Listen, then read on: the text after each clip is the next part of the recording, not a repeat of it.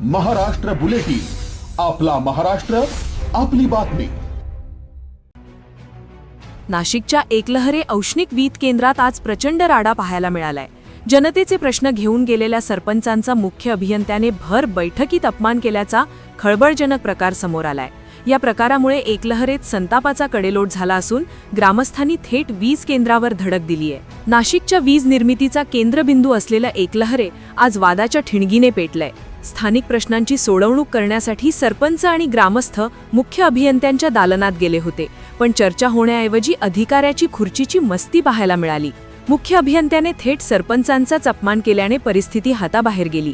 बैठकीत नेमके काय घडले, मुख्य अभियंत्याची जीभ का घसरली, असा सवाल विचारला जातोय.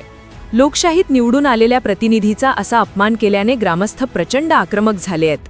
आमच्या सरपंचांचा अपमान म्हणजे गावचा अपमान, अशा घोषणांनी एकलहरे परिसर दणाणून गेला. याविषयी सरपंच अरुण दुशिंगे यांनी संतप्त भावना व्यक्त केल्या.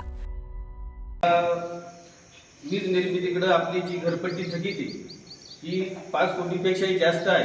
बऱ्याच दिवसापासून ही घरपट्टी थकीत आहे. सांगायचा विषय असा आहे त्या वीज निर्मिती प्रकल्पासाठी आपल्या गावाने खूप मोठी अशी जमीन दिलेली आहे. त्याचबरोबर खूप मोठं असं योगदान आहे. अनेक अडचणी आहेत तरी लोक हा त्रास सहन करतात. पण ज्या दिवशी 6 तारखेला 6/4/2026 मुख्य अभियंता शिंदे साहेब, भूषण शिंदे साहेब यांच्याकडे आमची 4 वाजता मीटिंग लागली. माझ्याबरोबर उपसरपंच, ग्रामपंचायत सदस्य, ग्रामविकास अधिकारी, आम्ही सर्व कर्मचारी आणि सर्व लोक त्या ठिकाणी गेले असता शिंदे साहेबांनी आमच्याशी अतिशय आरेराव्याची भाषा, खालच्या थराने एकदम बोलणं केलं. खूप आमचा अपमानास्पद वागणूक दिली. त्याबद्दल आम्ही सर्वांनी त्यांचा निषेध केला. वातावरण एवढं तापलं की परिस्थिती नियंत्रणात आणण्यासाठी पोलिसांना पाचारण करावं लागलं. गावकऱ्यांनी आक्रमक पवित्रा घेत जोपर्यंत संबंधित मुजोर अधिकाऱ्यावर कारवाई होत नाही तोपर्यंत माघार न घेण्याचा इशारा अमोल सोळसे यांनी दिला. एवढे वरिष्ठ माणसं असताना जर अधिकारी आपल्या लोकनियुक्त सरपंचाला अशी भाषा वापरत असेल तर त्याची बुद्धी कितपर्यंत ही आपल्याला सांगण्याची गरज नाही.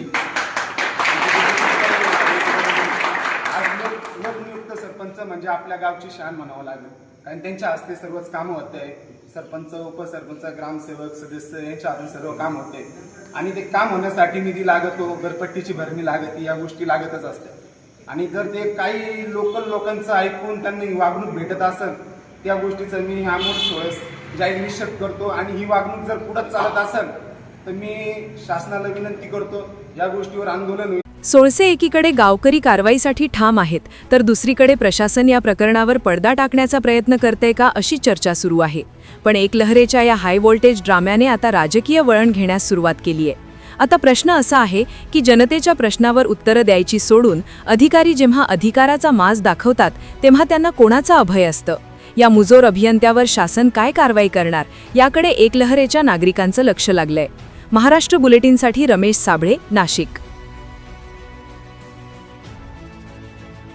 महाराष्ट्र बुलेटिन, आपला महाराष्ट्र, आपली बातमी.